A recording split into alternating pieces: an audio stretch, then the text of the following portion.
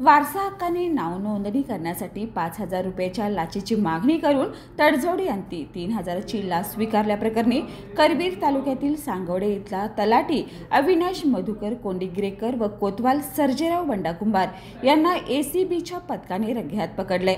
सोमवारी ही कारवाई करण्यात आल्याची माहिती लाचलुचपत प्रतिबंधक विभागाच्या उप अधीक्षक वैष्णवी पाटील यांनी दिली। ही कारवाई लाचलुचपत विभागाच्या उप अधीक्षक वैष्णवी पाटील यांच्या मार्गदर्शनाखाली पोलीस निरीक्षक Asma Mulla, police head constable Ajay Chavan, police Naik Sachin Patil, police constable Krishna Patil, Gajanan Kurade, Prashant Davane यांनी केली।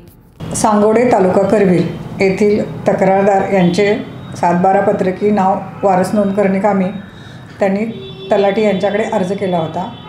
तत्कालीन तलाठी अविनाश मधुकर कोंडिग्रेकर व कोतवाल सर्जेराव बंडा कुंभार यांनी तक्रारदार यांचे नाव 7/12 येथे लावण्यासाठी 5,000 रुपयाची मागणी करण्यात आली होती। तडजोडी अंती ही मागणी 3,000 वर ठरवण्यात आली व हे मागणीच्या पडताळणीमध्ये तक्रारदार यांनी आमच्याकडे तक्रार केली व आमची पडताळणी लावल्यामध्ये त्यांची ही मागणी सिद्ध झालेली आहे।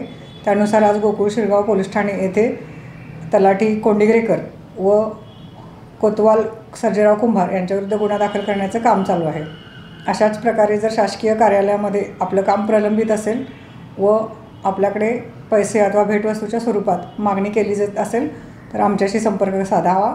माझा संपर्क क्रमांक आहे 97 64 14 0777।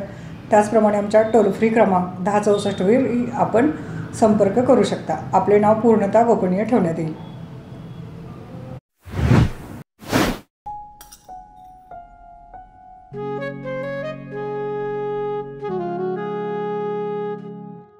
बाबा, आज येताना बासुंदी घेऊन या ना।